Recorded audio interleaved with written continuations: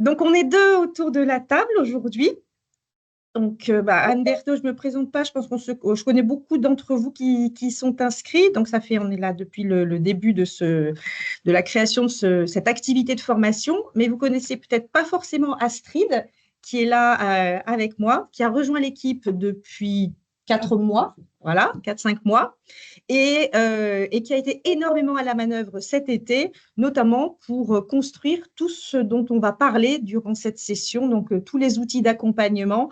C'est vraiment elle qui a été à la manœuvre, et donc je n'ouvre pas tous les micros, mais vous pouvez la féliciter d'avance. Voilà. Donc, pour démarrer, donc les deux petites questions, hein, c'était vraiment pour savoir, si vous connaissiez déjà ANS Formation ou pas, pour éviter les redites. Bon, on est sur une population où c'est vraiment moitié-moitié. Visiblement, sur 60 votants, il y en a la moitié qui dit oui, je connais bien. Donc, j'imagine que ce sont des personnes et des écoles avec qui on a eu le plaisir de travailler déjà depuis l'année dernière. Et puis, l'autre moitié qui dit je connais vaguement. Donc, on va réexpliquer un petit peu les fondamentaux. Désolée pour ceux qui connaissent bien si ça fait un petit peu redite. La deuxième question, c'est est-ce que vous avez utilisé ANS Formation l'année dernière? Écoutez, comme on a la répercussion un petit peu de la question 1, c'est-à-dire qu'on a 40% des gens qui disent oui, je l'ai utilisé. Donc, ça sera important qu'on vous explique bien les nouveautés de ANS Formation V2 par rapport à ce que vous avez utilisé l'année dernière. Et pour les autres qui ne l'ont pas utilisé, du coup, vous découvrez d'office la nouvelle version. Et par contre, vous pourrez bénéficier du retour d'expérience de tous vos collègues et confrères qui ont déjà travaillé sur le sujet. Voilà. Alors, on va démarrer. Le chat, pas le chat. Alors, on a découpé, je dirais, ce webinaire en 3 temps. Un premier temps qui est vraiment pour rappeler, notamment pour les personnes qui démarrent un petit peu sur le sujet de la formation ou en tout cas dans la découverte de ce que propose l'ANS. On va repartager quand même, je dirais grosso modo, les grands principes de l'offre ANS Formation. Et puis, dans un deuxième temps, donc, on enchaîne des questions-réponses à chaque fois. Donc, les questions, vous les mettez dans le chat et puis on y répondra dans ce premier temps de questions-réponses. Deuxième partie, là, on va être dans quelque chose de très opérationnel. C'est vraiment tous les outils qu'on a construits cet été pour vous rendre le plus autonome possible dans la construction de votre dispositif de formation. Et enfin, pour ceux qui avaient utilisé, pour la petite moitié qui avait utilisé ANS Formation l'année dernière, une dernière partie pour vraiment vous dire qu'est-ce qui change dans cette nouvelle version pour que vous soyez rassurés sur le fait que vous allez retrouver vos petits et que même si on change des choses, on n'a pas tout cassé. Voilà.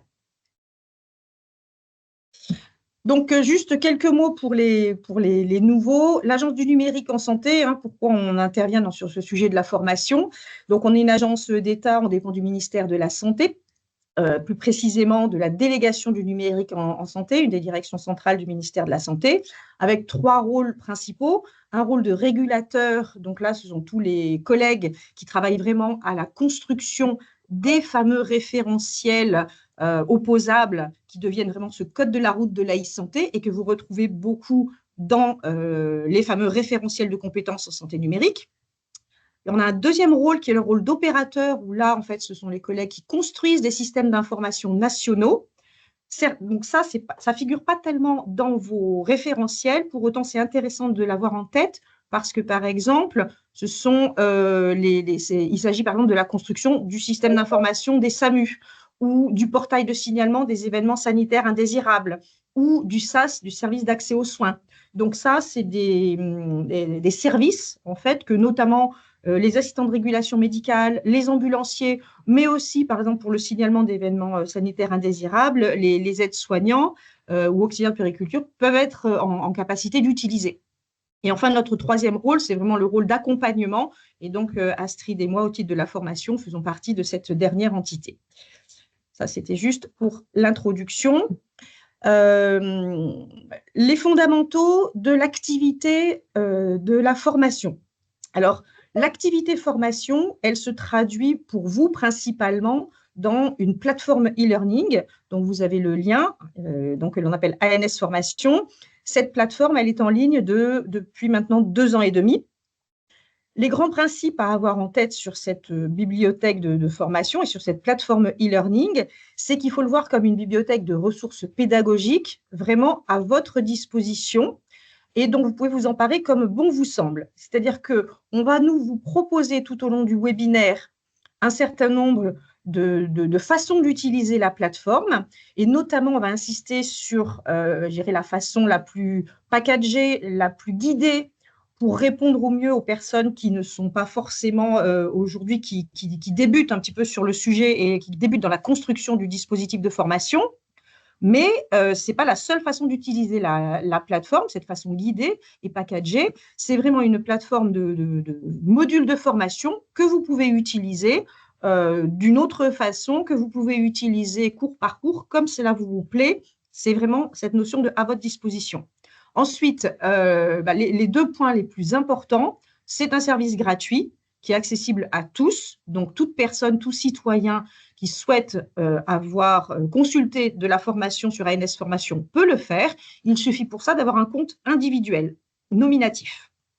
Et la deuxième très forte caractéristique, c'est que tous les contenus ANS Formation sont alors plutôt d'un niveau débutant, encore aujourd'hui, mais sont toujours construits avec les experts en charge des sujets. Ça veut dire que c'est en grande partie des experts de l'Agence du numérique en santé, mais c'est aussi les experts de la CNIL, par exemple pour les sujets données de santé ou RGPD. C'est les experts de l'assurance maladie pour le sujet Mon espace santé, etc. Donc ça, c'est la garantie que le contenu est à jour, que le contenu est juste et que même s'il est quelquefois simplifié pour justement apporter un niveau de connaissance de base, il reste tout à fait juste par rapport au cadre de référence de ces sujets. Donc ça, c'est un point important. Une fois qu'on a dit ça, donc ça sur la philosophie d'ANS Formation, donc la plateforme. Sur cet écran, donc vous voyez, en fait, on illustre qu'il y a 3 grands types de contenus. Et puis, je vais vite basculer sur une démo, ça sera plus sympa pour vous à voir. Un peu plus des 90 cours qui sont actuellement en ligne se découpent de 3 façons différentes. Des cas pratiques, donc ce qu'on appelle des situations de vie. Là, ce sont des petites scénettes, donc plus que des cours, c'est presque de la communication, c'est presque du teasing. C'est des tout petites vidéos dont l'objectif est vraiment d'illustrer des situations de vie, des situations de soins assez périmétrées, assez courtes, dans lesquelles on voit qu'un élément de la e-santé va aider le patient, va aider le professionnel dans sa prise en charge. Ça, ces contenus sont en train de s'enrichir petit à petit. Et c'est des contenus qui est important d'avoir en tête parce que pour sensibiliser vos étudiants, pour leur donner envie d'aller suivre les cours, pour leur faire comprendre que la e-santé, ce n'est pas uniquement de la théorie, c'est une bonne façon de commencer à se sensibiliser au sujet. On a un deuxième type de cours de contenu qui, là, c'est un contenu qui était pas très riche l'année dernière, il n'y avait que 6 modules et maintenant, il devient de plus en plus riche. Ce sont des quiz. Donc là, vous allez retrouver dans cette deuxième vignette qui s'intitule « Quiz » des petits quiz d'auto-évaluation. Donc, là aussi, c'est une partie du catalogue qui va s'enrichir et on aura, je dirais, 20-25 quiz sur tous les sujets de la e-santé d'ici la fin de l'année. Les points importants à avoir en tête sur ces quiz, c'est que c'est plus une modalité différente, plus dynamique, plus interactive, plus mise en situation que l'on propose et non pas, il ne faut pas le voir comme des quiz d'évaluation, des quiz de certification, de validation des acquis que vous pourriez utiliser pour vos validations finales.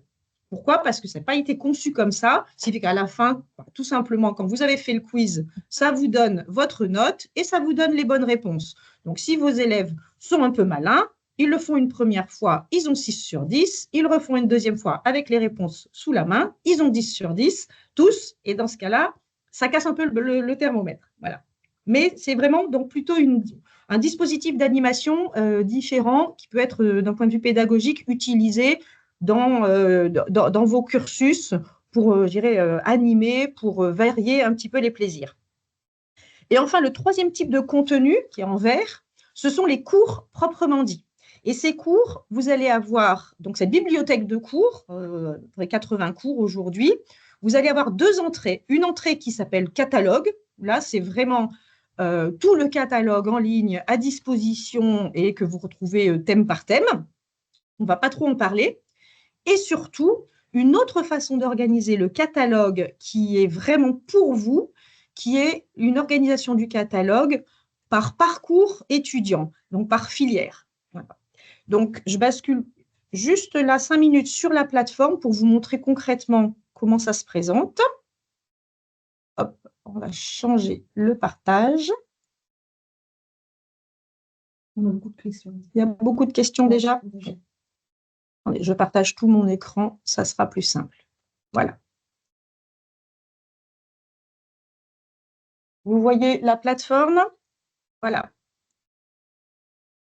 Donc, voilà ce que je vous expliquais. Donc, petit aparté pour les 40% qui utilisaient déjà ANS Formation l'année dernière, le haut est identique. Hein, vous retrouvez les informations sur votre compte et puis l'accès direct à tout le catalogue, etc. Et puis, ma page qui est mon espace de formation à moi, c'est-à-dire les cours que je suis en train de suivre. Voilà. Ça, normalement, ceux qui étaient là l'année dernière retrouvent leur petit. Simplement, vous avez des visuels un peu différents. On a essayé de faire plus joli que l'année dernière. Et là encore, c'est le travail d'Astrid. Et en revanche, ce qui est nouveau, et là, que vous retrouverez en accédant via les raccourcis, ici, c'est la navigation que je suis en train de vous montrer. Donc, page d'accueil, des cas pratiques, j'insiste encore dessus. Donc, sur ces cas pratiques qui vont s'enrichir des situations de vie en ville, où chaque fois, on essaie d'illustrer à la fois la profession de l'acteur, du professionnel santé, et le sujet de numérique également qui est concerné. Ça peut être la messagerie, mon espace santé, le SAS, le ROR, etc. Et puis, donc, des situations en structure médico-sociale ou sociale, des situations à l'hôpital. Voilà. Et d'ailleurs, on a 2 situations en structure médico-sociale qui vont arriver, je pense, sous 10 jours et qui illustrent l'utilisation du numérique en santé pour un aide-soignant référent en EHPAD. Et là, je ne sais pas s'ils sont connectés parce que je ne vois pas si tout le monde est connecté, mais là, ce sont les équipes des IFAS de Bretagne et du GERACFAS Bretagne qui a vraiment construit avec nous ce cas d'usage pour que ce soit vraiment le plus concret possible. Voilà, donc là, les situations pratiques. Les quiz ici que vous allez retrouver. Attendez, hop, voilà. Oups, je vais trop vite. Pardon. Les quiz que vous retrouvez par thème. Donc, des quiz sur la cybersécurité, des quiz sur les données de santé, etc., etc. Et puis enfin, le catalogue que l'on peut retrouver ici par thème.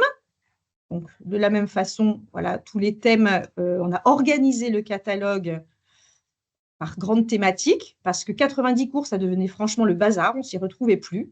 Donc là, vous allez retrouver des thématiques, voilà. Et par exemple, sur les services nationaux, on a dedans tous les cours sur le DMP, sur mon espace santé, sur la messagerie. Et là, pour les anciens, vous retrouvez vos petits exactement comme l'année dernière. Donc ça, c'est le catalogue. Et puis, ce que l'on va surtout ensuite approfondir, c'est l'accès étudiant, alors étudiant ou formateur, où là, on a vraiment mis en place une sélection de cours pour vos élèves. Mais je ne déflore pas tout de suite le sujet, je reviens sur mon diaporama. Je vais peut-être regarder les questions, oui, s'il y a beaucoup de questions. Alors, attends, je vais les regarder avec toi. Attends, je partage juste de nouveau. Non, pardon, mon diaporama. Pourquoi je ne veux pas l'avoir? Attends. Si, ça y est, c'est le diaporama qui s'affiche. Non, attends, tu peux regarder. Et là, c'est le catalogue, la plateforme.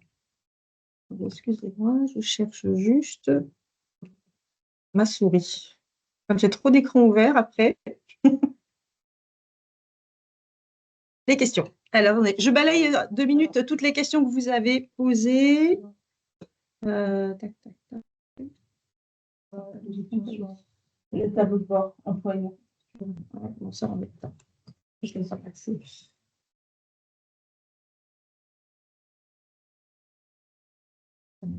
Comme ça. Non, parce que ça me tend. Je vais les regarder sur ton écran et puis voir si ça va. Parce que là, ça, c'est la question chat. C'est la question, sinon. C'est la question. Bonjour, le Tableau de bord. Ok. Donc ça, ok. Peut-on utiliser les plateformes? Je ne trouve pas les attestations professionnelles, les publics pratique, etc. Ok. Alors, dans les premières questions, il y a une question sur le tableau de bord employeur. On va y revenir juste après. On va en parler, donc je n'en parle pas tout de suite. La plateforme, une autre question sur la plateforme Pix. Donc, pour ceux qui utilisent déjà Pix ou qui envisagent de l'utiliser, la question effectivement que l'on a souvent, c'est quel est le lien entre ANS Formation et Pix. Donc, on travaille déjà avec les équipes Pix depuis 2 ans. Et la grande différence, c'est que l'ANS propose une plateforme de formation, en tout cas de ressources formatives, là où Pix est une plateforme d'évaluation. Hein. Donc, les points de ressemblance, c'est que les deux, ANS et Pix, on travaille beaucoup en lien avec les référentiels de compétences pour apporter de notre côté de la formation correspondant aux capacités demandées dans les référentiels. Pix, lui, c'est vraiment des dispositifs d'évaluation qui fournissent derrière vraiment qui peuvent être utilisés pour mettre en place un dispositif certifiant de validation des connaissances. Je ne sais pas si ça répond à la question, mais voilà, dans tous les cas, on se voit comme complémentaires. Pix met des liens vers nos cours dans leur approche en savoir plus pour aller plus loin, etc. Une question sur la plateforme DORS, donc, ce qui est la plateforme e-learning de l'Université de Grenoble. Pourriez-vous expliquer la relation? Alors, donc, par rapport à cette question, je vais élargir. Donc, c'est quelqu'un de l'Université de Grenoble qui utilise une plateforme e-learning, je pense, dans le cadre de dispositifs de formation qu'ils ont construits. Mais ça, cette question, elle est valable aussi pour toutes les structures, toutes les universités qui ont construit un propre dispositif de formation, souvent très conséquent. Et se dire, mais quelle est la complémentarité? Comment ça s'articule? Est-ce qu'on ne fait pas 2 fois les mêmes choses? Non, on ne fait pas du tout 2 fois les mêmes choses. C'est-à-dire que ces universités, souvent des consortiums qui sont lauréats de l'appel à manifestation d'intérêt compétences et métiers d'avenir, ont construit des dispositifs très sophistiqués de formation au numérique en santé, qui ont leur propre philosophie. Certains, par exemple, à Grenoble, s'appuient beaucoup sur de la simulation. Enfin, bon, bref, chacun a son propre outillage et sa propre conception pédagogique. Et souvent utilise pour partie des ressources pédagogiques de l'ANS pour compléter certaines de leurs ressources à disposition. Moi, je dis souvent, l'ANS, on propose des contenus qui sont très, entre guillemets, produits ou très référentiels. On explique comment fonctionnent les messageries, on explique les fondamentaux de mon espace santé. On est un peu la grammaire, on est un peu le bled. Voilà, on explique comment ça marche, on présente le code de la route. Via les plateformes d'ORS ou via les cursus de formation, notamment des universités, vous écrivez des livres. Donc, on s'appuie sur la même grammaire, on s'appuie sur le même… mais vous racontez des histoires beaucoup plus proches des métiers, des mises en situation, des cas, etc., qui sont beaucoup plus proches de la vraie vie des soignants. Mais à un moment donné, vous allez dire, tiens, c'est important de réexpliquer ou de bien expliquer ce qu'est, par exemple, l'INS ou ce qu'est mon espace santé. Dans ce cas-là, utilise le contenu sur ANS Formation, parce que ce n'est pas la peine de redépenser de l'argent pour quelque chose qui a été déjà fait et qui explique des fondamentaux. Alors, question très intéressante. Peut-on utiliser la plateforme, les cours en présentiel? Alors, non seulement on peut, mais c'est la meilleure façon de faire. C'est-à-dire que le retour d'expérience que l'on a maintenant depuis une grosse année, depuis un an, on a formé à peu près, enfin, on a plutôt eu à peu près 30 000 étudiants qui sont passés par ANS Formation. Et donc, le constat, les remontées des écoles et des formateurs, c'est que utiliser ANS Formation uniquement en e-learning, en auto-formation, c'est pas la meilleure façon de faire parce que l'étudiant, il va être tout seul devant une plateforme. Nous-mêmes, je pense qu'on serait rapidement lassés. En revanche, dès lors qu'il y a eu une construction hybride, une construction qui mêlait du présentiel et du distanciel, du e-learning, de l'interactif avec entre étudiants, etc., c'est là que ça a été le plus efficace. Donc oui, oui, oui, vous pouvez le faire. On est en train de construire un petit rétexte d'ailleurs de remontée de pratiques qui ont été faites par les uns et les autres. Je vous donne, donc ça sera en ligne, je dirais, d'ici un mois à peu près, ce rétexte. Mais il y a plein de façons d'utiliser les ressources ANS Formation en présentiel. Par exemple, j'ai une école qui me dit, moi, j'utilise les quiz un petit peu en début de session. Donc, on est en présentiel, je vais parler d'un sujet, et là, on affiche le quiz à l'écran, et donc, il se déroule, les élèves répondent à main levée. Donc, c'est une façon plus dynamique d'utiliser nos contenus. Ou bien, on parle d'un sujet sur l'identito-vigilance, ça fait partie des cours métiers que vous enseignez déjà.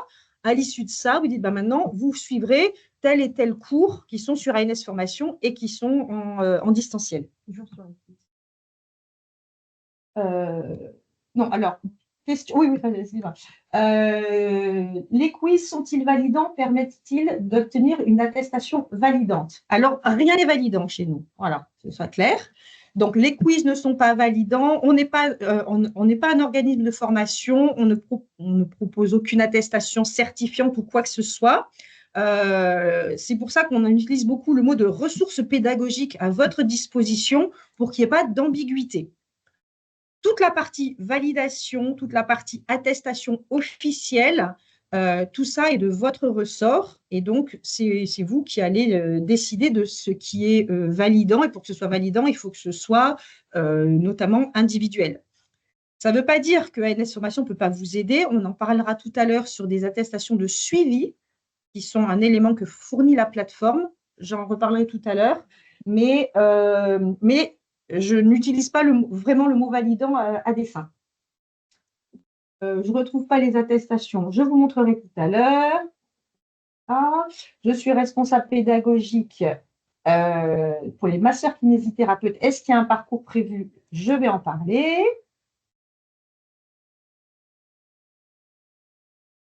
Bon. Et je vais m'arrêter là parce qu'en fait, je réponds au cas par cas à des choses que je vais plutôt aborder via la suite de la présentation. Est-ce que c'est bien? On voit comme je n'ai pas l'écran. Oui, c'est parfait. OK.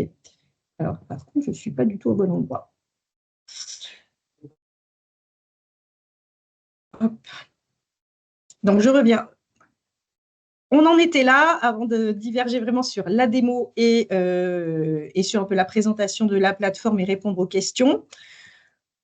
Donc, pour terminer sur cette partie générale, ce qu'il faut retenir, donc 90 cours qui donnent vraiment une vision 360 de la e-santé et qui va au-delà, notamment d'ailleurs, des sujets qui sont demandés dans les référentiels de compétences. Ça veut dire que sur les 90 cours, je dirais pour les populations aides-soignants, auxiliaires de puériculture, ambulanciers, assistants de régulation médicale, il y a à peu près 20-25 cours que l'on a sélectionnés qui correspondent aux attendus des référentiels. Pour les autres populations d'étudiants, les autres profils étudiants qui sont concernés par le premier arrêté, donc les masseurs kinés, les médecins, les pharmaciens, maïeutiques, chirurgiens, dentistes, etc. Donc le premier arrêté qui a un référentiel de 28 heures, là, donc avec plus de capacité, on a à peu près 40 cours sur les 90 qui concernent vos étudiants.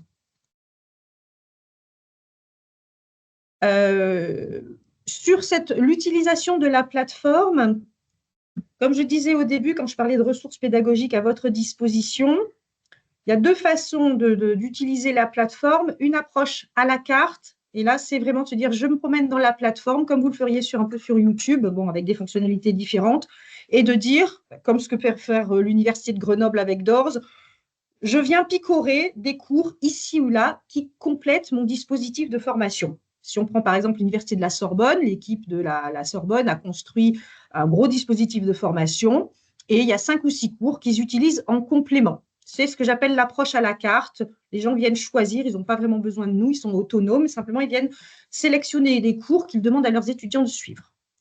On va plutôt parler, nous, là, de l'approche packagée, donc plus guidée, qui n'est en rien une obligation, mais qui simplement on vous prend un peu plus par la main, notamment si, pour les structures qui aujourd'hui ont besoin d'avoir un dispositif plus clé en main et plus complet à leur disposition. C'est là qu'on va vous proposer les 20-23 cours ou les 40 cours à votre disposition pour vos étudiants.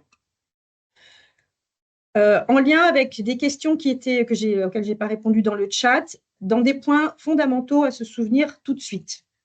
Question principale que vous nous posez, est-ce que ça couvre tout le référentiel? Non, pas tout le référentiel. On couvre, je dirais, grosso modo 80% du référentiel, mais pas 100%. Pourquoi? Parce qu'il y a un certain nombre de sujets, comme par exemple des sujets sur le secret professionnel, sur la relation entre le soignant et le patient, etc., qui sont des choses que vous enseignez déjà et pour lesquelles un petit cours théorique pas très dense n'aurait pas forcément autant de valeur ajoutée que ce que vous faites. Donc, ça fait partie de cours qui ne sont pas proposés. Le petit picto à droite avec le PDF est marqué adéquation référentielle. Ça fait partie dans la boîte à outils que je vais vous montrer tout à l'heure d'un document qui vous liste très précisément, référentiel par référentiel, les cours en lien avec chacune des capacités. Et donc, vous voyez les capacités qui ne sont pas couvertes. Deuxième question qui nous est beaucoup remontée, est-ce que ça couvre toutes les heures? Est-ce que j'ai mes 18 heures? Est-ce que j'ai mes 28 heures? De la même façon, non, pas complètement. Donc, ça aussi, c'est détaillé dans le PDF qui s'appelle Parcours étudiant, que je vous montrerai. Donc, grosso modo, on va dire que pour les aides-soignants, pour les AS, les AP, les armes, les ambulanciers, grosso modo, nos parcours étudiants, ça fait à peu près 13-14 heures. Et je dirais 20-22 heures pour les profils médecins, etc. Là aussi, c'est un métrique, c'est une estimation, parce que si vous utilisez ANS Formation en mode hybride, vous allez rajouter peut-être à ça 4 heures de présentiel. Si vous faites une conférence sur l'identito-vigilance, vous allez rajouter 1 heure, etc. Donc, c'est votre propre dispositif au global qui fera à la fois toutes les capacités des référentiels et tout le nombre d'heures attendues. Et nous, là-dedans, c'est le sens du petit curseur qu'il y a en bas, vous allez utiliser notre dispositif, je dirais de 10 à 90%. Vous pouvez l'utiliser comme une très, très grosse partie de votre cursus, mais il faudra toujours rajouter un petit quelque chose de votre côté. Voilà. Et la dernière question qui aussi fait partie des choses qui nous étaient demandées sur ces notions d'attestation, attestation de suivi, j'en reparle tout à l'heure, mais c'était juste pour réinsister là tout de suite sur le fait qu'il ne faut pas voir ANS Formation comme un élément ou une solution qui va vous donner un tampon et qui va, entre guillemets, vous décharger de la responsabilité qu'a l'école de valider la formation au numérique en santé. On peut avoir un élément qui contribue à cette validation, mais on n'est pas l'élément unique. Et le dernier point dans cette partie, là aussi, c'est quelque chose qui est vraiment un retour d'expérience qui est important. C'est une petite graine, je dirais, que je pose dans la tête de beaucoup d'entre vous. C'est de se dire, aujourd'hui, vous démarrez une formation au numérique en santé. Donc, pour un grand nombre d'entre vous, pour la moitié peut-être d'entre vous, vous dites, bah là, depuis septembre, on est un peu au pied du mur, on doit démarrer une formation. Et on doit répondre à ce fameux référentiel socle et transverse de compétences au numérique en santé.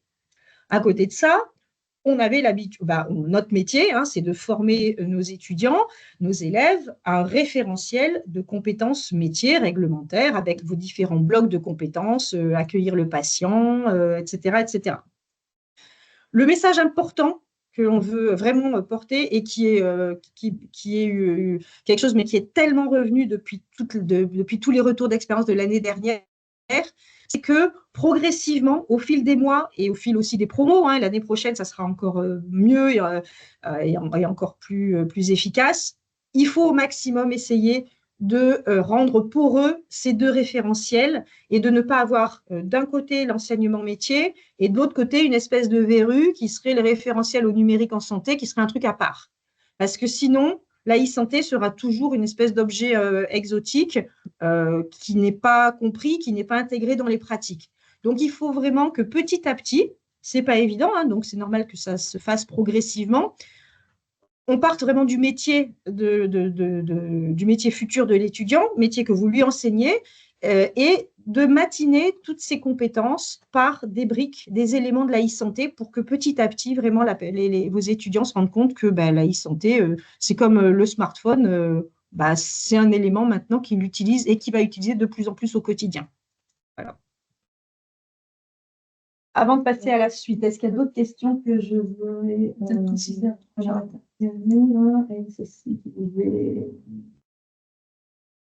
Les stades de suivi, ça on en reparlera. Il y a des questions qui sont extrêmement pointues, donc on ne va pas forcément y répondre en séance. On les garde toutes. On fera une réponse point par point, mais il y en a qui sont trop détaillées. Je ne vais peut-être pas passer du temps sur chacune.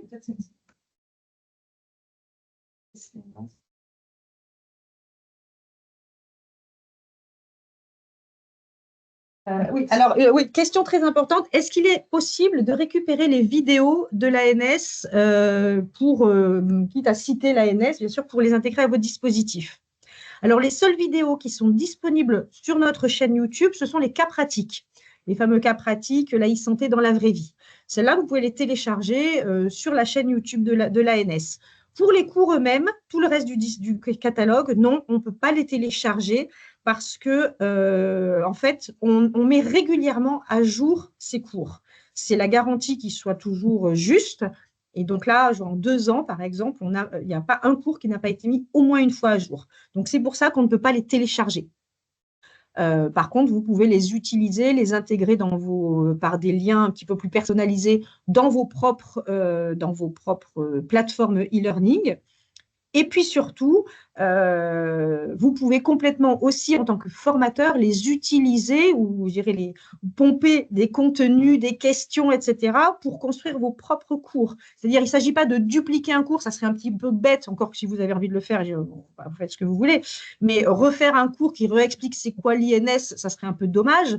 En revanche, moi, j'ai pas mal d'universités qui me disent, tiens, on a utilisé des questions de quiz, des questions de cours, les questions et les réponses existent, donc ça nous a mâché le travail pour construire, par exemple, un jeu sérieux. C'est ce qu'a fait l'université de Versailles-Saint-Quentin, où ils ont fait tout un jeu sur l'identito-vigilance et ils se sont beaucoup inspirés des questions. Voilà. Et les attestations, ça, on va… non, alors, l'approche à la carte versus l'approche packagée. La question est, est-ce qu'on peut avoir des attestations de suivi quand on prend des cours à la carte? Donc, je vais en reparler tout à l'heure, mais ce qu'il faut bien voir, c'est que l'attestation de suivi n'est délivrée, c'est une fonctionnalité de la plateforme, là, c'est quelque chose, on n'a pas la main dessus, elle n'est délivrée que si l'étudiant ou l'apprenant suit un parcours fléché de bout en bout, c'est-à-dire l'intégralité des cours du parcours. S'il ne suit que si vous, dans un dispositif à la carte, vous choisissez de proposer 3 cours, ces 3 cours, ce n'est pas un parcours complet, donc il n'y a pas d'attestation. Je vois l'heure avancer, donc je vais avancer sur la deuxième partie. Donc la deuxième partie, c'est vraiment quels sont les outils qu'on a mis en place pour vous aider, pour vous accompagner à utiliser et à construire vos dispositifs de formation en utilisant nos ressources. Donc, Cette boîte à outils, l'idée, c'était vraiment de vous rendre autonome, notamment parce qu'on est une équipe, une petite équipe. Et l'année dernière, on a accompagné à peu près 300 écoles, donc c'était déjà chaud. Et là, avec l'obligation maintenant de se former à dater de septembre, il y a encore plus d'écoles, donc on ne peut pas continuer à faire du cas par cas. Donc l'idée, c'était vraiment de vous mettre à disposition beaucoup de contenu pour que vous soyez autonome.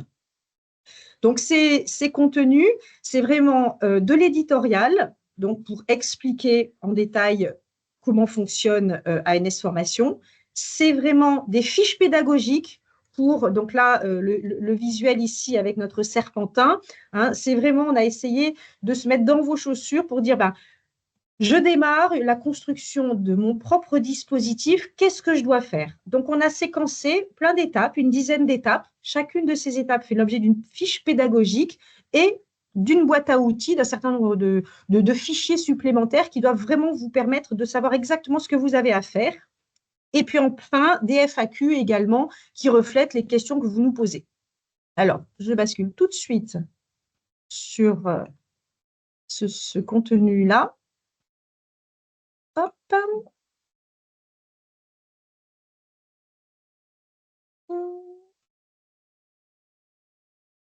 Voilà, c'est tout bon. Donc, où est-ce qu'on trouve ces contenus? Eh bien, ces contenus, c'est sur le site donc isanté.gouv, le site de l'ANS, où vous avez des pages maintenant qui sont vraiment dédiées à la formation. Donc, une première page générale pour tout le monde, hein, pour, je dirais, tout acteur qui veut comprendre ce que propose l'ANS Formation. Voilà. Mais très vite, ce qui va vous intéresser, c'est une page dédiée aux formateurs et aux formateurs, en fait. Donc, tous ces liens-là, on vous les mettra, bien sûr, quand on vous enverra le lien avec le replay, on vous enverra le support et on vous enverra tous ces liens. Donc, dans cette page, c'est là qu'on construit un dispositif d'accompagnement. Donc, qu'est-ce que vous allez retrouver? Déjà, vous expliquer que pour nous, il y a 3 grandes étapes dans votre réflexion. Là, c'est si on prend le bout en bout le plus complet. Une première étape qui consiste vraiment à comprendre ce que fait l'ANS Formation, comment ça fonctionne et qu'est-ce que vous allez utiliser. Une deuxième étape, c'est vraiment je construis, ça y est, mon propre dispositif. Avec des ressources ANS Formation et puis avec des ressources externes, enfin, c'est-à-dire propres à vos structures. Et une troisième étape qui est, ça y est, je déploie, donc c'est la rentrée maintenant, on y va et il faut que mes étudiants, ils se connectent, ils suivent des cours, etc. Pour chacune de ces étapes, s'informer, construire et déployer. Donc, vous voyez qu'on a nos sous-étapes qui correspondent donc à nos 10 fiches pratiques.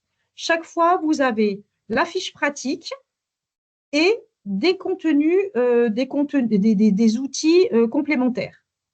Si je montre le premier, par exemple, qui va faire le lien avec ce que je disais tout à l'heure, donc, première étape, comprendre les grands principes de ANS Formation, ce que j'ai expliqué en tout début. Et deuxième étape, se dire, OK, j'ai compris que ANS Formation ne proposait pas tout, couvrait pas tout, mais il couvre quoi? Et qu'est-ce que je dois rajouter? Donc, premier point, la fiche mémo qui vous explique, voilà tout ce que je dois faire. OK? Ici. Donc, premier document. Deuxième document, un tableau un peu détaillé, vous allez voir, qui reprend en détail, référentiel par référentiel. Vous avez ici toutes les capacités, on a recopié les référentiels. C'est ce qui est en vert ou en noir. Et sur la droite, vous avez donc capacité par capacité les cours ANS Formation en lien avec les sujets. Donc là, ça vous donne un niveau vraiment très détaillé pour dire, OK, je vois là où il y a des trous dans la raquette. Donc, typiquement, par exemple, si je prends un sujet sur connaître les responsabilités pénales, le secret professionnel, on voit que c'est en noir. On n'a pas de contenu ANS Formation. En revanche, en vert, on a des contenus. Donc, voilà ce que vous devrez construire et que souvent, vous avez déjà construit. Donc, ça, première illustration. Et deuxième document, par exemple, les parcours étudiants, où là, ce document, c'était de se dire, voilà, on vous a dit, voilà la liste de tous les cours qui étaient, qui correspondaient au référentiel, comment ces cours, on les a organisés. Eh bien, là aussi, filière par filière, on a dit, voilà, pour chacune des compétences des compétences et des référentiels, on a sélectionné ces cours-là et ça représente à peu près cette durée-là. Et c'est là que vous voyez, par exemple, surcaractériser la donnée de santé. Eh bien, les AS, les AP, les ambulanciers, les armes, on a 3 cours. Pour les autres professions de santé, donc autres professions de santé, hein, c'est toutes les médecins, chirurgiens, dentistes, maïeutiques, etc. On a 4 cours. Voilà, c'est plus long parce que le référentiel est plus détaillé. De la même façon, on va avoir des cours, par exemple, pour les armes et sur les ambulanciers, sur le SAS et le système d'information des SAMU qui va arriver, quelque chose qui n'est pas demandé aux AS et aux AP. Donc, voilà le type de contenu que vous allez pouvoir retrouver dans cette boîte à outils. Dans cette boîte à outils aussi, ce qu'on nous demande, parce que souvent on nous le demandait, on a refait figurer tous les textes réglementaires. Donc, vous avez vos arrêtés et les 2 annexes, le référentiel d'une part et l'attestation de validation d'autre part qui est demandée. Et puis enfin, très important, une FAQ. Voilà. Et donc là, c'est vraiment quelque chose qui va vivre beaucoup. Et l'idée, c'est vraiment de répondre, d'avoir des questions et des réponses qui soient très pragmatiques et qui soient vraiment le plus en lien avec les problématiques que vous avez. J'ai cliqué d'ailleurs un peu par hasard sur une question qui était dans le chat. Puis-je connaître la progression de mes élèves? Qui revient dans le chat, vous aviez expliqué, est-ce que je peux avoir un accès back-office? Est-ce qu'en tant que formateur, je peux savoir ce que fait chacun de mes élèves? Quelle est sa progression? Quels sont les cours qu'il a suivis? Quel est le temps qu'il a passé? Et la réponse, c'est, eh bien non, on ne peut pas vous donner ces informations individuelles parce qu'en conformité avec le RGPD, ce sont des données personnelles. Donc, ces données personnelles, le juridique ne nous permet pas de vous les donner. La seule chose que l'on peut vous donner, ce sont des statistiques agrégées de la progression de votre promo. Voilà. Hop, je rebascule sur mon support.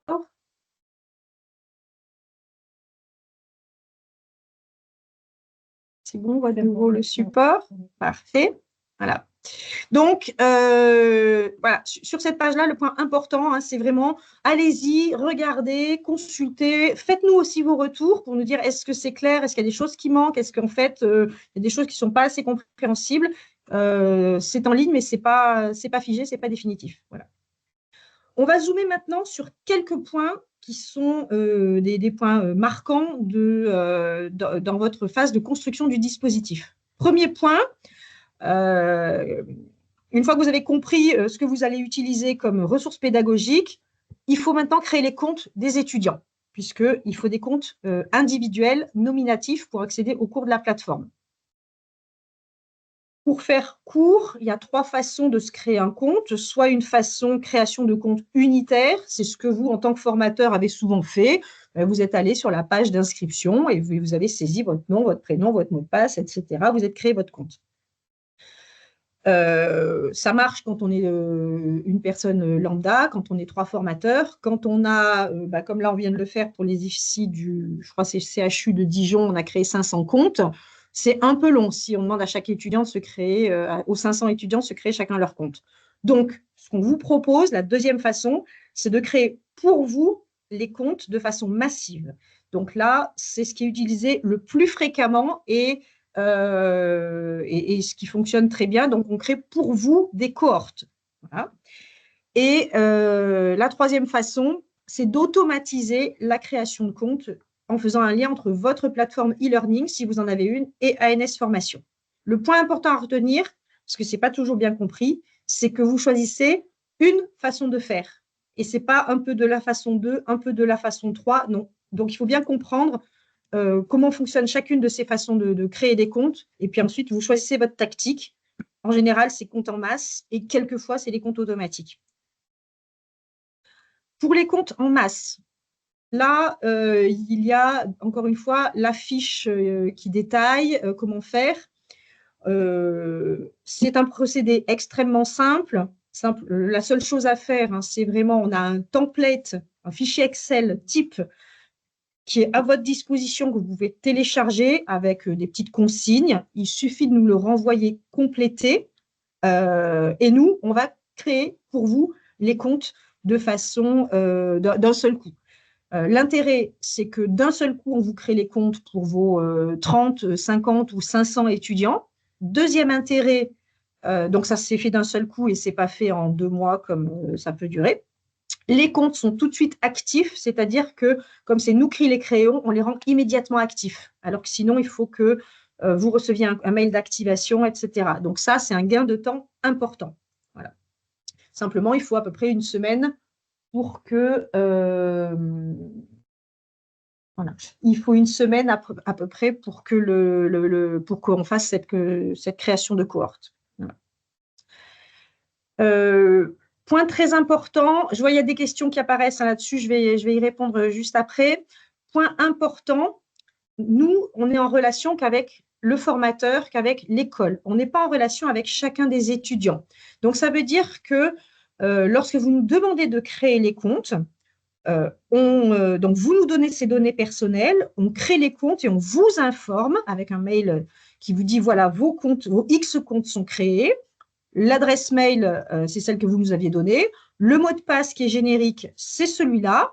Vous devez informer vos étudiants que vous avez donné une donnée personnelle, l'adresse mail, pour nous permettre de créer leur compte.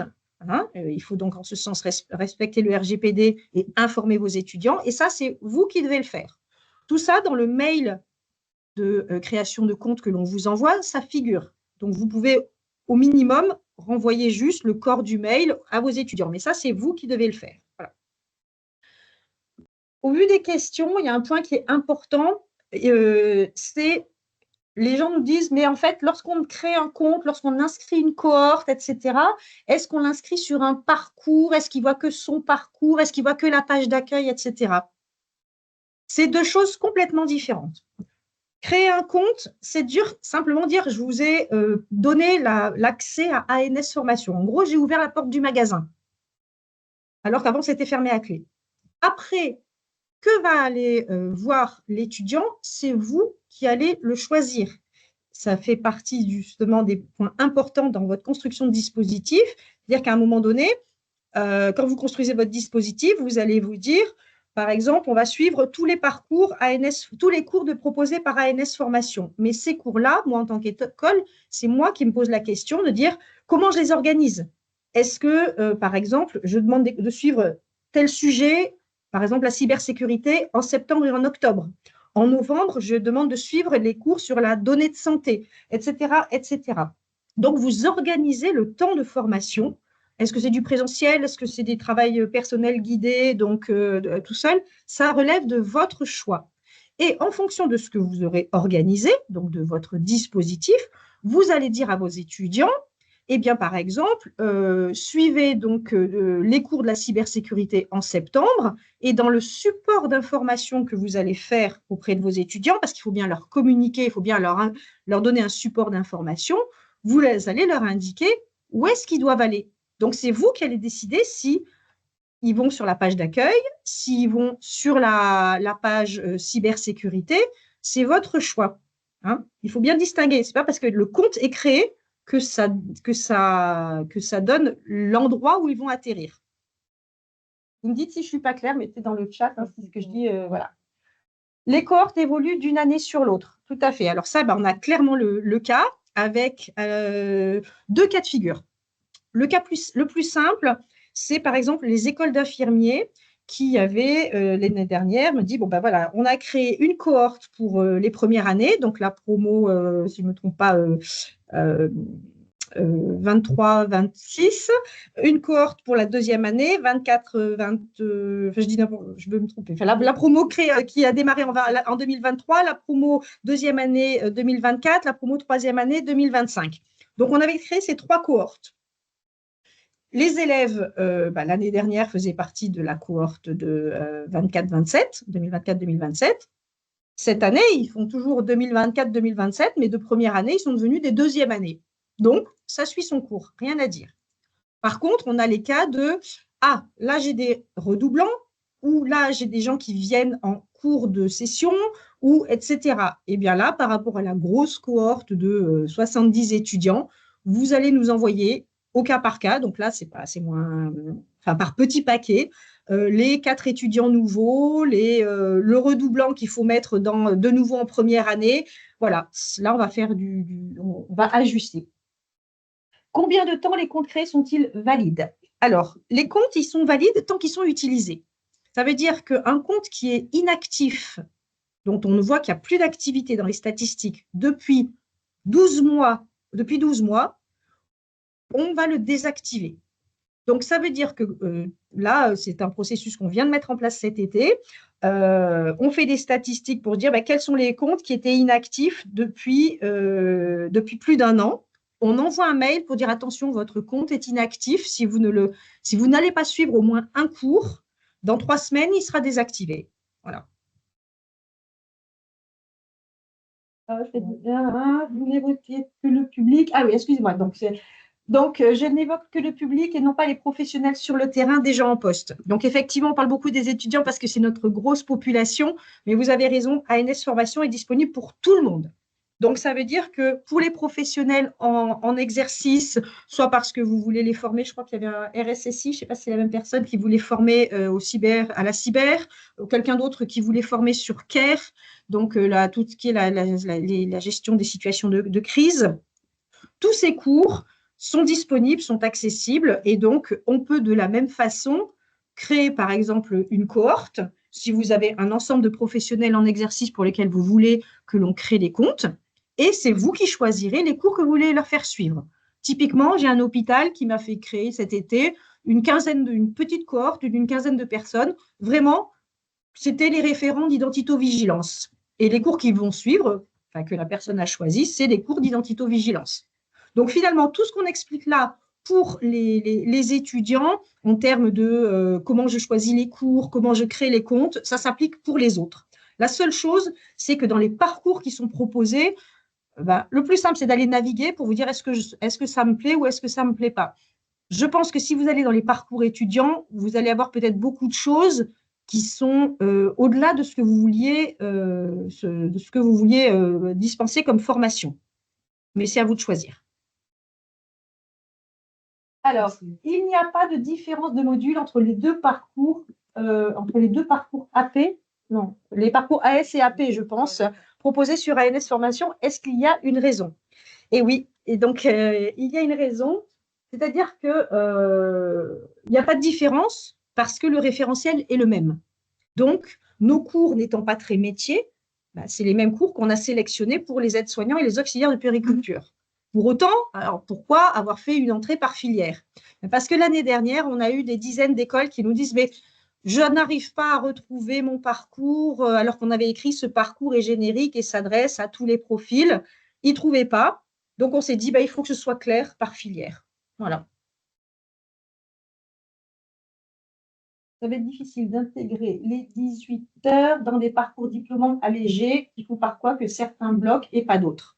Donc là, on arrive dans toutes les questions. Donc, il y a une question sur les dispositifs allégés, sur les contrats d'apprentissage, etc., etc. Là, on reçoit des multitudes de questions sur qu'est-ce qu'on doit faire. Et là, clairement, je dis on dépasse le rôle de l'ANS, c'est-à-dire que combien de cours vos étudiants doivent suivre, combien d'heures cela représente, etc. Ça, il faut que vous voyez avec vos tutelles, il faut que vous voyez avec l'ARS, il faut que vous pouvez faire un document collectif. D'ailleurs, je crois que le GERACFAS pour les aides-soignants voulait faire remonter de façon un peu globale ces problématiques. Ça, ce n'est pas expliqué de façon très claire dans les arrêtés. Et donc, nous, on n'a pas plus la réponse, malheureusement.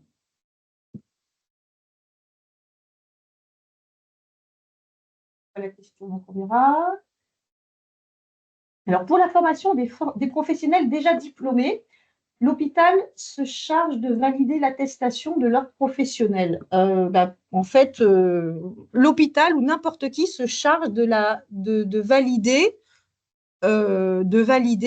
les acquis, les connaissances des apprenants, que ce soit pour des étudiants ou des professionnels en exercice. Encore une fois, on ne valide, nous, rien du tout.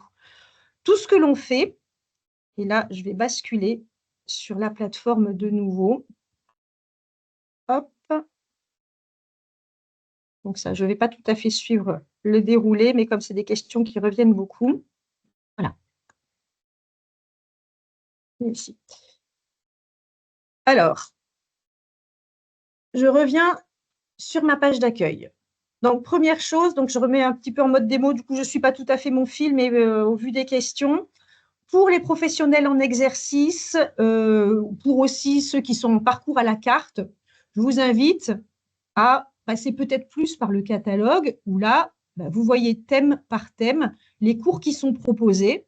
Et c'est là que vous pouvez dire, effectivement, si je prends par exemple données personnelles et identification. Donc, il y a des cours sur le RGPD, des cours sur les données de santé. Sur le RGPD, qu'est-ce que j'ai? J'ai 3 cours. Et là, vous piochez ce qui vous intéresse, peut-être tous les cours tous les cours ou qu'une partie des cours parce que appliquer le RGPD, c'est trop pointu. Mais là, vraiment, vous faites votre choix. Pour demander à vos, si vous faites un choix à la carte, là, ou pour les professionnels en exercice, dire, tiens, moi, je veux demander à mes apprenants de ne suivre que les principes du RGPD. Ce qu'il faut bien voir, c'est que chaque cours, là, si je vais sur le premier, et c'est valable pour chacun des 100 cours, a son URL qui lui est propre.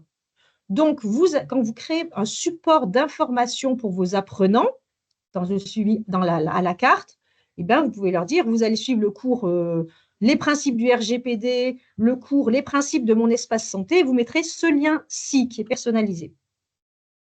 Lorsqu'on est par contre sur une approche packagée, là, on va aller plutôt dans et là, on bascule plutôt sur la partie étudiant.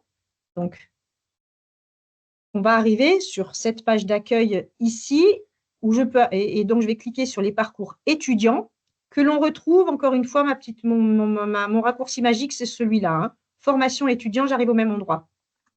Et là, donc, ici, vous allez avoir que les 23 cours sur les 90 qu'on a sélectionnés pour les aides-soignants. Et c'est là que thématique par thématique, vous allez vous dire, effectivement, octobre, le mois de la cyber, eh bien donc, j'invite mes étudiants à se connecter sur cette page-là, qui est la page étudiant. Je vais ici, la page étudiant, elle s'appelle page étudiant. Donc, c'est ce lien-là que vous donnerez peut-être à vos étudiants et vous leur direz, en octobre, je vous demande de suivre ces 2 groupes de cours.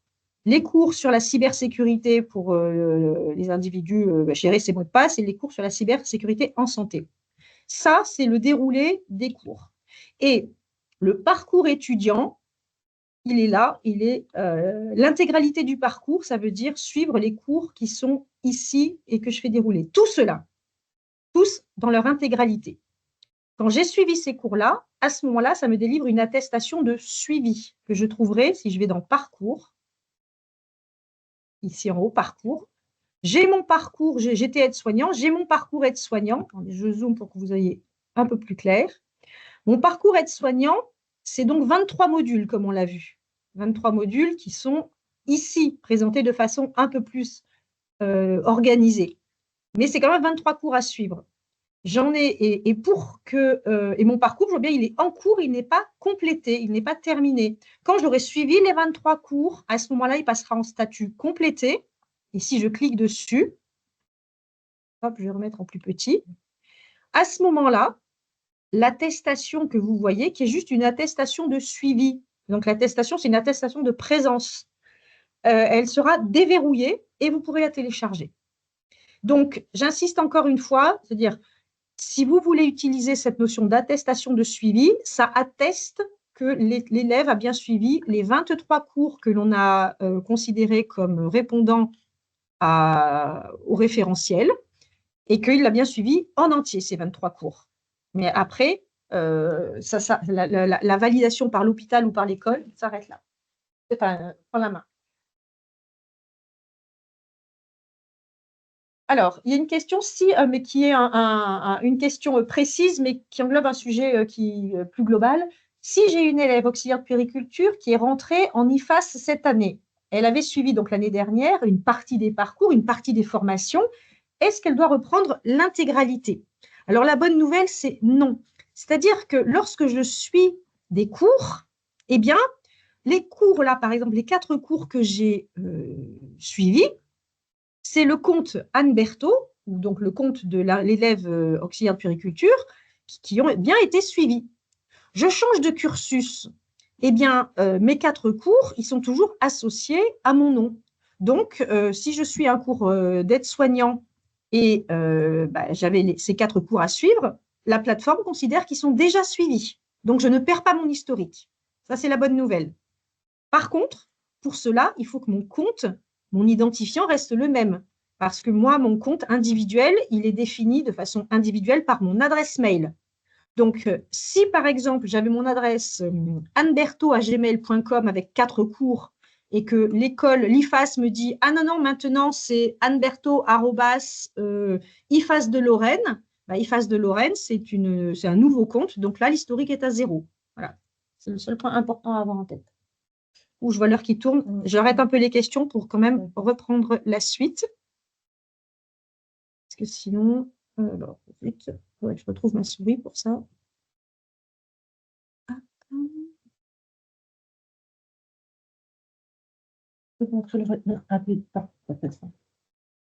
Montrer le raccourci et les questions sur la Tu as raison. Vous êtes de nouveau sur le PowerPoint ou pas? Oui. Alors, je propose là, je vais arrêter les questions, je vais aller au bout du webinaire et je reviendrai après sur les questions parce qu'il est 34 déjà. Donc, on en était à la notion de création de compte. Le point important, vous allez voir les fiches normalement, c'est assez clair en termes d'explication. Juste un petit point 2 minutes sur la troisième façon de créer les comptes en faisant un lien entre votre plateforme e-learning, si vous en avez une, et ANS Formation. Donc, faire un lien entre ces 2 plateformes, ça va permettre de créer, je vais dire juste deux mots, de créer automatiquement les comptes. C'est-à-dire que c'est les plateformes qui vont se parler entre elles et qui vont créer automatiquement les comptes. Ça veut dire qu'on n'est plus du tout dans les tableaux Excel, dans les cohortes. Comme il y a eu souvent des mélanges, des incompréhensions sur comment ça fonctionnait, si vous avez une plateforme e-learning et que vous posez la question en disant « c'est peut-être intéressant », l'étape d'après, c'est vous demander à une personne qui est l'administrateur de la plateforme, qui paramètre les cours, bref, quelqu'un qui n'est pas qu'un utilisateur ou qu'un formateur, mais qui sait comment ça fonctionne derrière, de venir faire un point avec nous pour comprendre comment ça marche et après seulement, vous ferez votre choix de dire cohorte ou création automatique. Petit point précis, aussi deuxième zoom, c'était sur les notions de la gestion des données personnelles et du RGPD. On en a déjà parlé. Donc, les données personnelles, c'est les données de création de compte, d'une part, et c'est les données de comportement, c'est-à-dire de qu'est-ce que je vais suivre, combien de temps je passe sur la plateforme, etc. Ces 2 types de données personnelles, elles sont donc personnelles, donc elles ne sont pas diffusables en dehors de l'ANS et des équipes support qui doivent y avoir accès pour lorsqu'il y a un problème ou un bug. Donc, dans les questions qui sont importantes, donc non, on ne pourra pas vous communiquer de progression et même si vous avez un compte, entre guillemets, formateur, ça ne vous donne pas de droits supplémentaires, en aucun cas. Deuxième point important, c'est à vous de communiquer tout ça à vos étudiants et de leur faire un lien, de leur expliquer ce qu'il y a dans la politique de confidentialité de la plateforme, qui explique simplement ce que je vous dis, c'est à savoir que ces données restent personnelles et restent utilisées uniquement par ANS Formation. Et enfin, un troisième point important, quelque chose qu'on a rajouté et qui a été souvent demandé, notamment par les DPO des universités. On a rajouté dans cette politique de confidentialité une annexe de sous-traitance parce qu'effectivement, ce n'était pas assez détaillé. Cette annexe de sous-traitance, elle explique bien les rôles et responsabilités de l'ANS et de l'école lorsqu'on crée pour vous des comptes. On crée pour vous des comptes lorsqu'on va créer des cohortes, puisqu'en fait, vous nous déléguez la création de comptes, ou on va créer pour vous des comptes lorsqu'on active les liens entre plateformes. Dans ces deux cas-là, on est dans la sous-traitance, donc c'est encadré. Voilà. Et simplement, tous les aspects juridiques figurent dans ces documents-là. Il n'y a jamais de convention, de contrat ou quoi que ce soit à signer entre l'ANS et vous.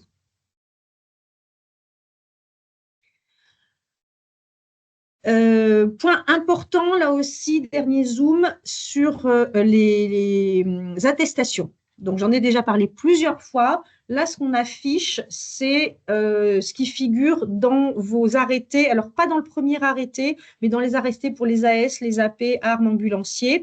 Il est bien inscrit que l'attestation, elle est bien sous la responsabilité du directeur de l'institut de formation. Enfin, dans tous les cas, elle est sous la responsabilité du directeur, enfin, des responsables de la formation. Hein. On est juste, nous, fournisseurs de ressources pédagogiques externes. Voilà. Donc, à ce titre, il faut bien, dans votre dispositif, quand vous réfléchissez à l'organisation de tout votre dispositif, vous allez aussi réfléchir à comment je vais évaluer mes étudiants. Et donc, la plateforme peut générer ces fameuses attestations de suivi qui sont individuelles dès lors que l'étudiant a suivi en entier le parcours. Donc, elle est individuelle dans le sens où elle est générée et elle est nominative et elle atteste que j'ai bien suivi les 23 cours qui étaient proposés. Donc, si vous ne demandez pas tous les cours, il n'y a pas d'attestation. Si l'étudiant ne suit pas l'intégralité du cursus, il n'y a pas d'attestation. S'il l'a suivi, OK, il reçoit une notification par mail, mais ensuite, il peut le retrouver via les raccourcis et il accède à ses propres attestations s'il a perdu le mail. Et ensuite, c'est à lui de vous donner cette fameuse attestation PDF. Voilà. Donc, ça sera un élément de votre dispositif global d'attestation. Mais c'est à vous de choisir quel est votre dispositif. Pareil, par exemple, j'ai des écoles en Bretagne. Là aussi, je parle souvent des Bretons parce qu'ils ont été très en avance pour démarrer la formation, qui ont fait suivre les parcours tels qu'ils existaient l'année dernière.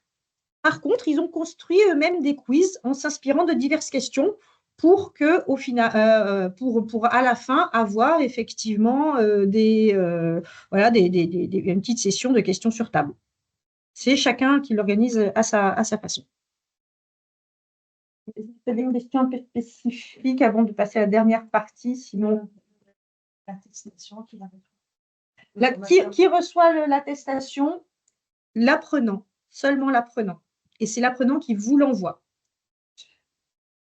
On reprendra bien toutes les questions. Encore une fois, pas d'inquiétude. On reprendra bien les questions une par une et certaines feront, je pense, l'objet peut-être de FAQ. Voilà.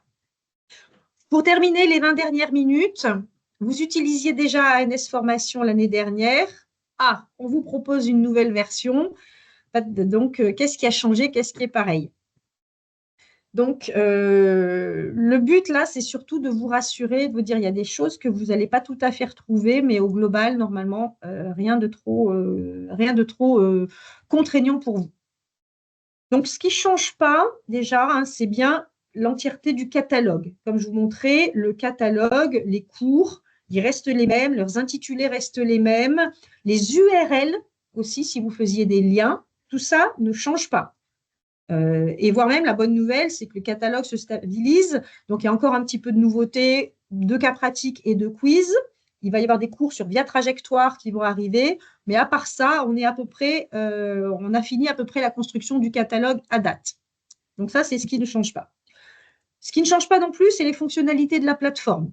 C'est-à-dire comment fonctionne un cours. Quand je vais dessus, on commence d'abord par me poser des questions. Ensuite, je suis la vidéo. Comment est générée l'attestation de suivi? C'est toujours en suivant un parcours en entier. Voilà, tout ça ne change pas. Ce qui ne change pas non plus, c'est vraiment en haut ma barre de navigation où j'avais mon compte, où j'avais mon curseur avec le nombre de points, les cours que j'ai suivis, ce qu'on appelle mon tableau de bord. Ce qui va changer beaucoup, c'est la navigation. Comme vous avez vu, hein, donc les pages qu'on a faites plus jolies avec des parcours étudiants, voilà, c'est ça qui change. Donc ça, c'est une façon de présenter les cours et les parcours qui a changé. Et la deuxième chose qui a changé, c'est vraiment du fait de cette navigation, l'utilisation de l'application smartphone a changé. Donc, concrètement, l'année dernière, parce que là, souvent on me dit, mais j'y retrouve plus, ça ne marche pas, les étudiants ne savent plus ce qu'il faut faire.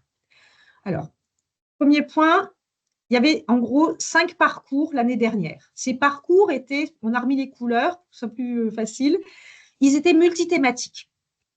Et il faisait, si je reprends AS, AP, etc., 34 cours. Chacun des parcours me délivrait une attestation, mon petit diplôme jaune. Alors, premier point, je vous rassure, on ne les a pas supprimés.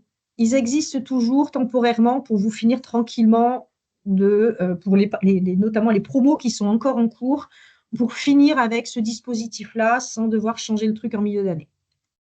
Mais sinon, ce qui a changé significativement, c'est qu'on a fait un seul parcours et non plus 5. Donc, ça veut dire une seule attestation.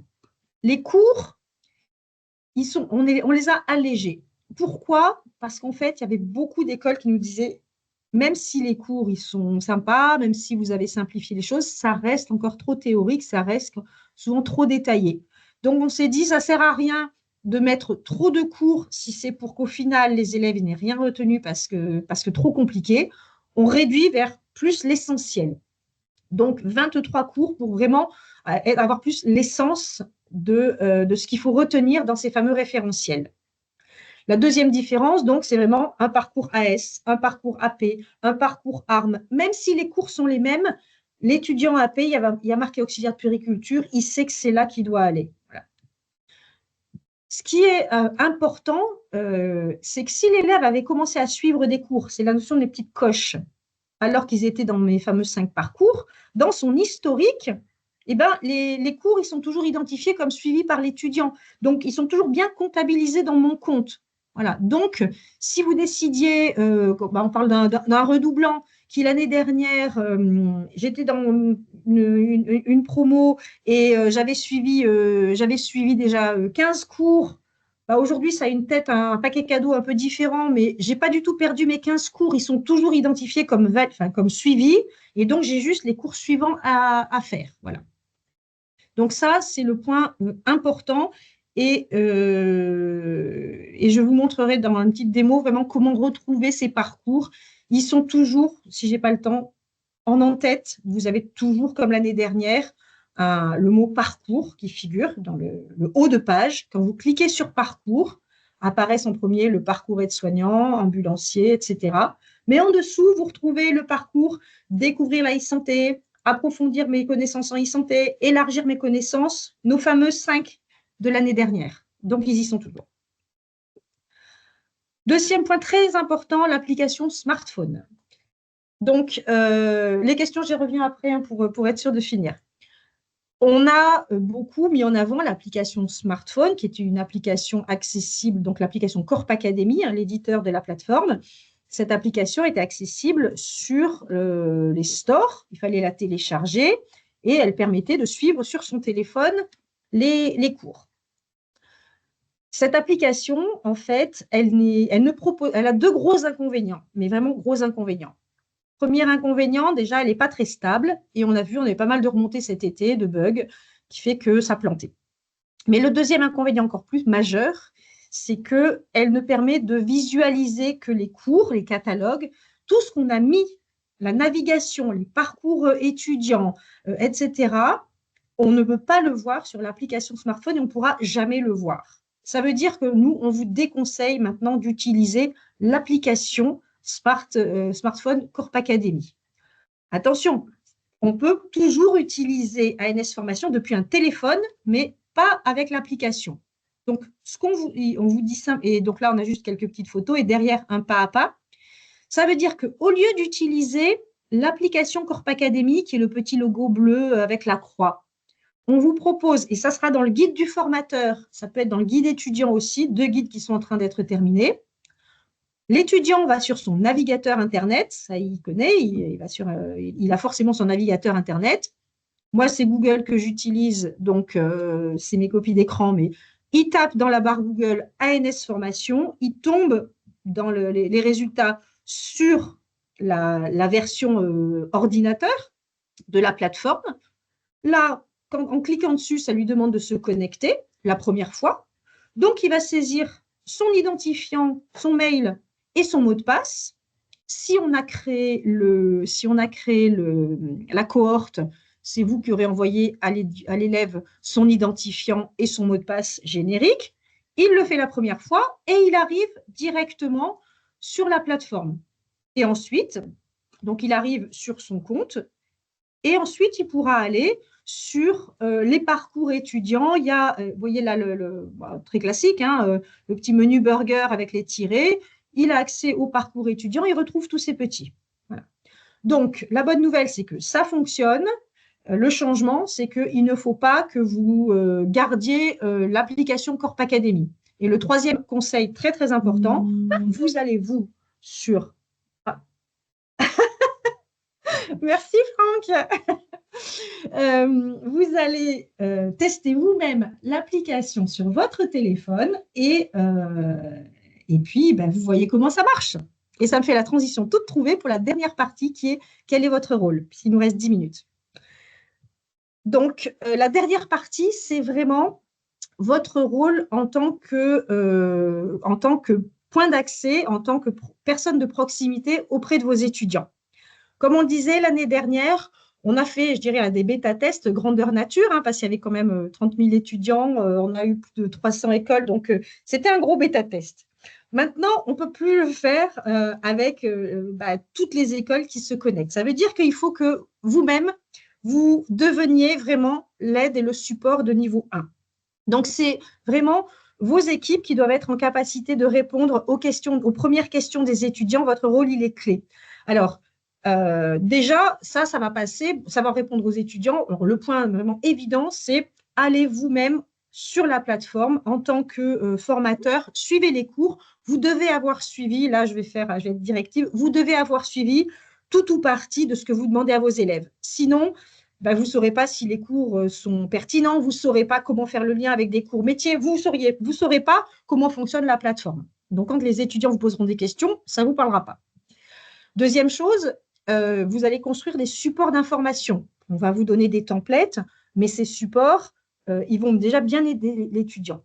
Et enfin, il y a toujours quand même des questions. J'arrive pas, comme disait encore, je crois que c'était Marc ce matin qui m'envoyait de la Bretagne. Je parle que de la Bretagne, mais parce que les Bretons sont formidables, on le sait.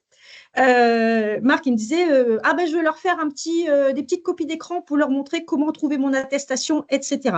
Voilà, ces questions de niveau de base, c'est des choses que vous pouvez vraiment, c'est les questions principales, vous pouvez y répondre. Pour ça, on ne vous laisse pas tout seul. Il y a des tutos en ligne, il y a les pages de FAQ, il y a des guides formateurs, il y a des guides étudiants et il y a toujours nos fameuses sessions de focus tous les mercredis après-midi à 14 h. Voilà. Donc, tout ça, c'est vraiment un ensemble d'outils pour que vraiment vous puissiez assurer ce premier niveau, d'une part, d'accompagnement, mais aussi pour vous aider petit à petit à vous-même monter en compétences et puis à dire, en fait, au fil des mois, je vais parler de la e-santé de façon encore plus métier, encore plus intelligente, encore plus pratique pour mes étudiants et donc, ça sera plus intéressant pour eux. Si malgré tout ça, il y a des questions auxquelles on n'arrive pas à répondre, niveau 2, alors là, le niveau 2, ce n'est plus Anne Berthaud, Béatrice Chabance et Astrid. Le niveau 2, on vous invite vraiment à passer par le support. Donc, le support éditeur, c'est contacter le support, c'est toujours en bas, où que vous soyez sur la plateforme, le bas de la page est noir et il y a contacter le support. Ça vous ouvre une boîte de questions. Vous posez votre question, il gère. Et nous, on intervient en niveau 3. Et donc là aussi, ce qu'on vous propose en termes d'évolution, c'est vraiment de plus nous envoyer sur nos mails personnels, mais plutôt sur la boîte mail générique où toutes les 3, nous allons avoir accès. Et puis d'ailleurs, on va un peu partir en vacances parce qu'on n'est pas parti cet été, donc ça vous évitera d'avoir des mails « je suis partie en vacances ». Voilà, donc ces dernières questions qui peuvent être des questions vraiment soit plus pointues, soit plus métiers, soit plus en lien avec d'autres sujets, vous pouvez toujours nous contacter. Voilà rapidement tout ce que l'on voulait partager à ce stade. Donc vraiment, l'important, c'est pas d'inquiétude. Et puis, maintenant, je vais passer à la démo quand même, juste pour vous remontrer ce que je viens de vous montrer sur la plateforme. Pas d'inquiétude, on n'a pas tout cassé en vous disant débrouillez-vous, on espère en tout cas. Et puis, ben voilà, vous avez normalement quand même pas mal d'outils pour démarrer les formations tout de suite. Pour vous illustrer juste, là, je suis sur la plateforme. Dans les trucs importants à se souvenir, mes fameux raccourcis, là-haut. Donc, c'est là que je peux toujours retrouver ma page d'accueil, mes cas pratiques, ma page étudiant. Ma page étudiant, voilà, c'est pour beaucoup d'entre vous, ça va être votre page de référence, cette page de formation étudiant. Le deuxième point important, mes attestations, elles seront dans les parcours. C'est ici. Et si j'avais des parcours V1, ils sont là. On a juste fait de changer les logos, mais ils sont bien là. Découvrir la e-santé, approfondir les connaissances, etc. Ils sont bien là. Si vous démarrez de zéro, n'allez pas commencer à faire ces parcours. Vous partez bien sur les parcours aides-soignants auxiliaires parce que là, on les laisse temporairement en ligne, mais l'idée, ce n'est pas de maintenir deux systèmes.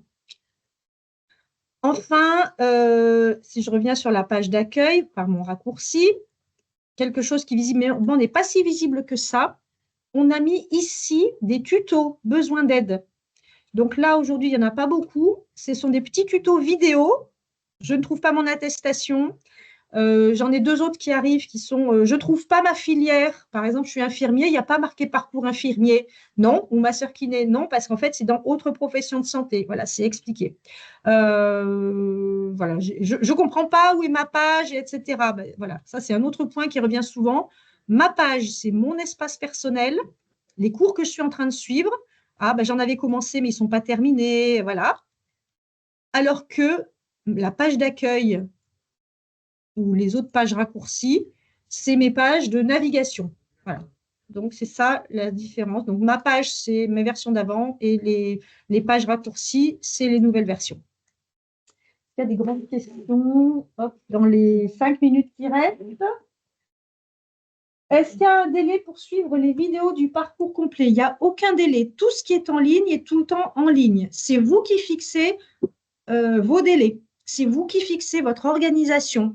C'est vous qui décidez si vous faites des choses premier trimestre, deuxième trimestre, troisième trimestre. Voilà. Est-il possible d'avoir l'attestation avec le nom de l'étudiant? Bon, ben, je pense que je ne réponds pas à la question. Je l'ai beaucoup. Non, vous ne pouvez pas avoir l'attestation de notre part. L'élève a son attestation, c'est lui qui vous l'envoie. Il y a le nom que lorsqu'on ouvre le PDF. Eh bien oui, donc vous pouvez demander à l'étudiant de renommer son PDF si vous voulez. Mais on n'a pas d'autre façon de faire. Ah, là, important. Les étudiants ne retrouvent pas le parcours la e-santé dans la vraie vie. Ça, c'est effectivement vrai. On a choisi dans les parcours, parce que parcours égale attestation. Donc, on a choisi de mettre dans les parcours vraiment que les parcours fléchés étudiants. C'est pour ça que les cas, la e-santé dans la vraie vie, ce n'est plus un parcours, c'est, je dirais, une thématique. Donc, effectivement, peut-être que ça peut vous embêter parce qu'il y avait une attestation associée à ça. Donc là, effectivement, pour ce cas-là, elle n'y est plus. Donc, mais par contre, les cours existent toujours, ils sont dans cas pratique. Et on vous invite vraiment, de toute façon, on les mettait, pour nous, ces cours-là, c'est vraiment des cours pour mettre le pied à l'étrier.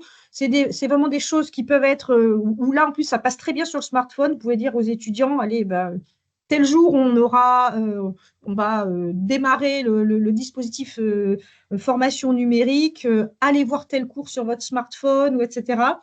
C'est vraiment une bonne, un bon pied sur une première marche. Oui, les parcours étudiants correspondent seulement aux cours, ni aux quiz, ni cas pratiques. Parce que sinon, ça faisait des choses qui étaient trop gros. Donc, c'est un parti pris que l'on a fait, effectivement. Comment je fais un compte formateur? Alors, quand vous vous inscrivez, soit si vous vous inscrivez vous-même, vous vous inscrivez individuellement, ce n'est pas vraiment un compte formateur, c'est votre compte perso. Si vous êtes dans une structure où il y a pas mal de formateurs, je dirais pas mal, c'est-à-dire une dizaine, on peut créer pour vous une cohorte formateur. Par contre, il faut bien se dire, donc en fait, il faut voir plus, retenir le mot cohorte, c'est-à-dire on va créer pour vous les 10 comptes. Le mot formateur ne vous donne rien de plus. Vous allez avoir exactement les mêmes fonctionnalités que vos étudiants, hein. Ça ne vous donne pas un super compte, un accès à un compte admin ou quoi que ce soit. Une élève qui a suivi sa formation APR 24-25 et qui demande une interruption de formation, doit-elle suivre, en fin de parcours, à sa reprise, doit-elle suivre ce parcours? Ça, c'est vous qui le décidez. Un élève, je crois qu'ils peuvent interrompre pendant 2 ans un cursus. Un élève qui revient 2 ans plus tard, je dis peut-être des bêtises, excusez-moi, je ne maîtrise pas complètement, hein, même pas très peu. Quand il revient, est-ce que vous lui demandez de suivre tout depuis zéro? Est-ce que ça, c'est vous? Je ne sais pas comment ça fonctionne, mais c'est plus lié à votre organisation que au fonctionnement d'ANS Formation. La seule chose qui sera liée à ANS Formation, c'est que si pendant 2 ans, il n'est pas allé sur la plateforme, son compte il sera désactivé. Donc, il devra de fait suivre les choses.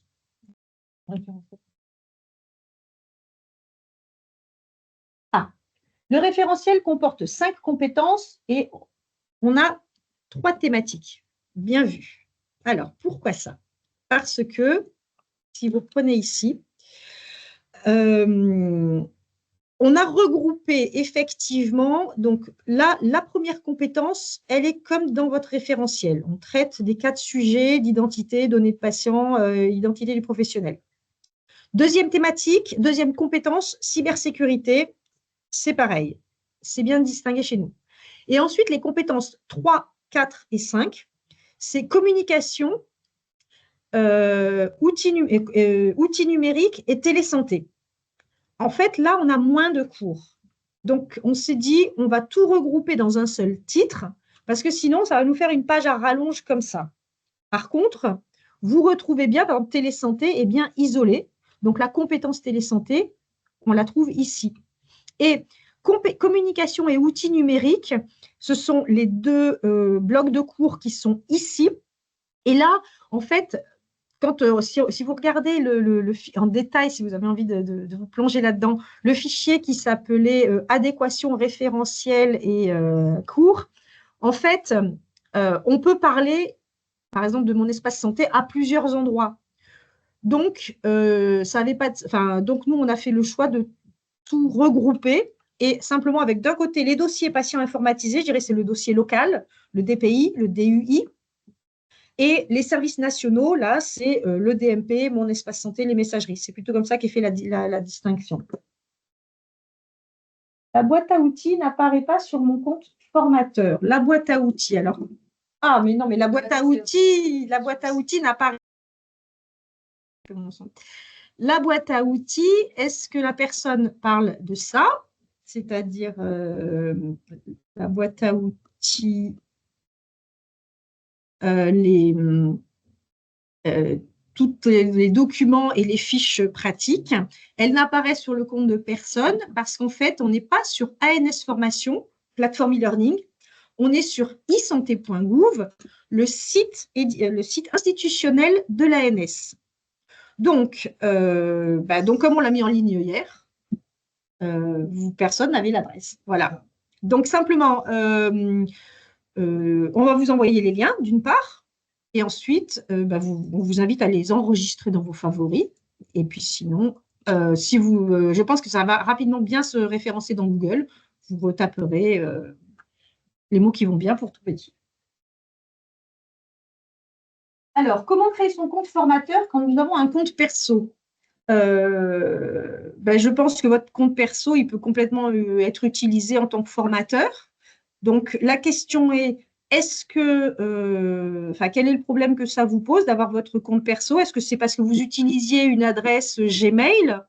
Mais si vous êtes formateur avec votre adresse Gmail, ce n'est pas forcément gênant. Si vous avez besoin d'avoir une adresse avec votre adresse mail professionnelle, bah, vous créez un autre compte mais ça sera un deuxième compte qui sera donc vide d'historique. Mais que ce soit avec votre adresse mail professionnelle ou votre Gmail, vous accéderez aux mêmes fonctionnalités. Donc, je ne suis pas sûre que votre compte formateur, il faille le changer. Alors, pour les apprenants en cours de formation qui passeront en jury en décembre 2025, ils doivent avoir cette attestation.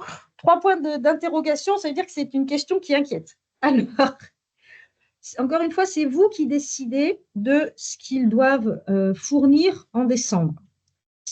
Pour faire simple, si vous avez dit le cursus de formation sur 2024-2025, enfin sur 2025, notre cursus de formation, c'est à 90% les ressources ANS et puis à 10%, 3 cours qu'on avait fait nous-mêmes. Ça veut dire qu'il va falloir que votre direction d'école, elle puisse montrer que l'élève a suivi les cours attendus avec un nombre d'heures attendues.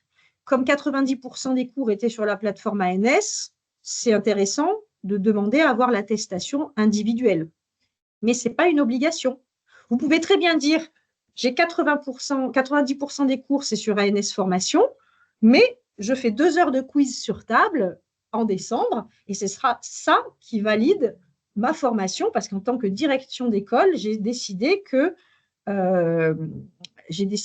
c'était ça l'élément validant. La création d'un compte en IFSI est-elle payante? Non, les comptes sont tous gratuits. Je reviens juste une seconde sur cette notion d'attestation. Là, je vais paraphraser Franck, qui est sûrement encore en ligne, et qui dit, point important, relisez bien ce qui figure dans le cadre réglementaire, hein, et notamment qui explique qu'est-ce qui atteste et qui en porte la responsabilité. Donc, qui en porte la responsabilité? C'est bien l'école. Donc, ça veut dire que vous devez bien décider de quel est le dispositif que je construis en tant qu'école. Et donc, il faut juste se dire que dans ce dispositif, si vous dites, comme on utilise pas mal de ressources à ANS Formation et comme l'élève passe du temps sur ANS Formation, ça peut être utile de disposer de l'attestation de suivi, de l'attestation de présence, et donc ça va être un élément. Mais encore une fois, c'est vraiment ce qui figure dans vos textes réglementaires qui fait foi. On n'a plus de questions? Si. Mince, il est 12h04. On va s'arrêter là. Ce que je vous propose, de toute façon, le plus important, on vous envoie tous ces liens, tous ces documents. Deuxième chose très importante, les sessions de focus continuent tous les mercredis de 14 à 15 heures. Ce sont des sessions donc des Teams, toujours le même lien Teams. On vous le mettra aussi dans le document qu'on va vous envoyer à tous. Et c'est une session questions porte ouverte. Vous venez quand vous avez envie. Il y en a que j'ai retrouvé tout l'été. C'était sympa, 3-4 fois. Donc, parce qu'au fur et à mesure que vous avancez dans votre réflexion, il y a des nouvelles questions qui se posent. Vous poussez la porte du Teams et vous venez les poser en direct. Il n'y a pas de souci. Et il y a un deuxième point qui est très intéressant. Et là, je vous remercie vous-même. C'est que vous avez beaucoup de questions métiers, organisationnelles, etc. Donc, ils ne sont pas chez nous. Et ça, c'est entre vous que vous voulez poser et que vous répondez et que vous dites, tiens, moi j'ai fait ça l'année dernière. Et donc, vous vous donnez des conseils les uns les autres. Ça, c'est très riche. Ça nous apprend aussi d'ailleurs plein de choses. Et je voulais vous remercier tous, tous ceux qui ont été sur place l'année dernière et qui ont beaucoup contribué parce que on en est là aujourd'hui grâce à vos utilisations, vos remontées, etc. Et ça sera le mot de la fin. Voilà. Et toutes les questions qui continuent, vous pourrez les poser. Est-ce que le premier décret correspond bien à celui du 10 novembre 2022? Tout à fait. Si vous avez encore des questions, vous les posez sur l'adresse mail générique ans-formation@isanté.gouv.fr. La partie télésanté sera peut-être développée. Après, j'arrête les questions, sinon je ne m'arrête pas, je suis très bavarde. Sera peut-être développée, mais plus avec peut-être des témoignages, des interviews Donc des choses qui sont beaucoup plus incarnées. Voilà. Mais s'il y a des idées, on est preneur. Et la deuxième chose, si vous avez des idées, c'est sur des cas pratiques. Si on doit en faire maintenant aussi, on a fait ceux des aides-soignants avec l'équipe Bretagne. On est en train de construire ceux pour les auxiliaires de puériculture. Et donc, s'il y en a d'autres qui manquent, on est très preneurs. On ne les fera peut-être pas tous, mais si vous avez des idées de cas très concrets, envoyez-nous des propositions pour enrichir nos cas pratiques. Et on va s'arrêter là. Merci à vous tous. Merci à Astrid qui a fait un boulot énorme cet été. Et puis, on répond au cas par cas à toutes les questions qui n'ont pas été détaillées dans un mail qui prendra un peu plus de temps que l'envoi des documents, parce que ça va prendre un peu plus de temps pour répondre à tout ça. Voilà, et bien écoutez, merci, à très bientôt, bon déjeuner, bonne formation et certainement aux prochaines sessions de Focus. Au revoir.